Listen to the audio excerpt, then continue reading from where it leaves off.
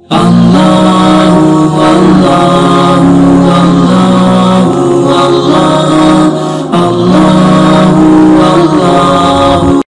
معاملات اللہ کے سپرد کیا کریں. لیکن ان سب کے باوجود اگر مشکلات آ جاتی ہیں تو کوئی بات نہیں، مشکلیں آزمائشیں یہ اللہ کی طرف سے نبیوں کو آئی ہیں.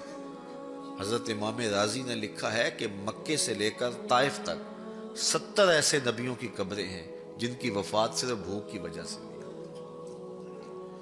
تو ہم ایک دن کا فاقہ آ جائے، تھوڑا سا کاروبار نرم ہو جائے تو بابوں کے پاس بھاگ کے اللہ کے ساتھ شریک ٹھہرانے لگ جاتے ہیں. کیوں؟ کس وجہ سے؟ آزمائش سہیں، برداشت کریں.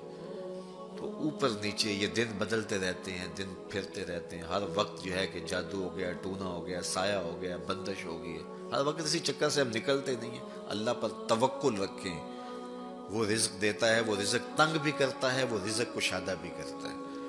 بندوں کو آزماتا بھی ہے، بندوں کو ڈھیل بھی دیتا ہے. اس کی ڈھیل سے بھی ڈریں اور اس کی آزمائش میں بھی پورا اترنے کی کوشش کریں اور اسی کے حضور دامن پھیلائیں. جب مشکلیں آ جائیں تو مصلح بچھا لیں. گھر کے بچوں کو بھی کہیں کہ یہ مشکل آ گئی ہے، لگتا ہے اللہ ناراض ہو گیا، چلو مصلح بچھاؤ.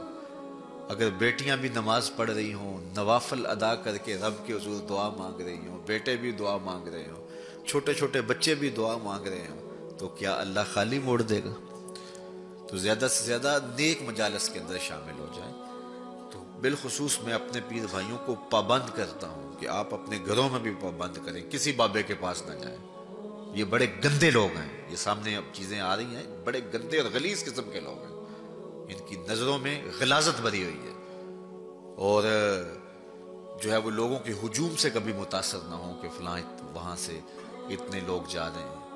لا یصیر الباطل حقا بکثرت المتمسکین بہ.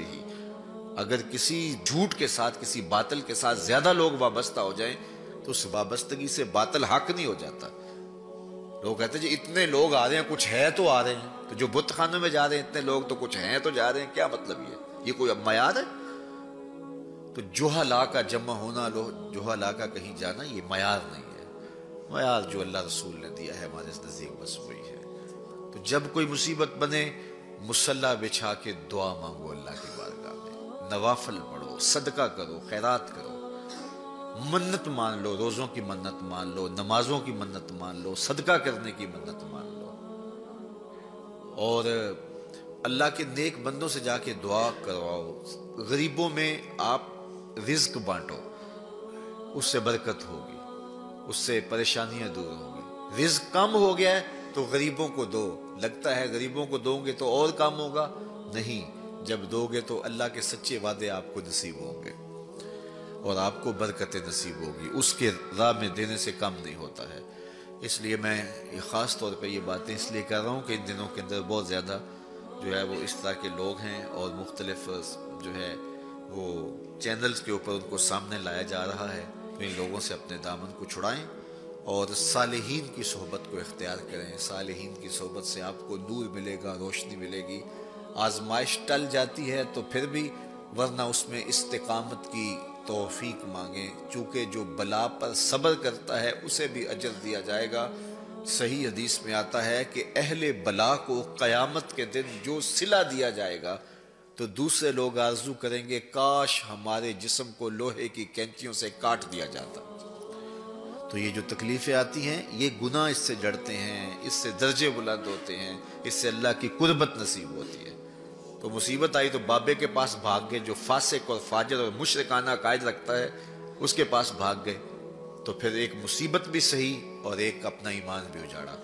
اس لیے اس مصیبت سے جو باطنی فوائد ملیں گے، جو روحانی مرتبے بلند ہوں گے، ان کو حاصل کریں. تو غیرت کے ساتھ جینے کا ڈھب ہم سیکھیں، مت ایسے لوگوں کے پاس جائیں. اللہ آپ کو مجھے اپنی رحمتوں کے سائے میں رکھے.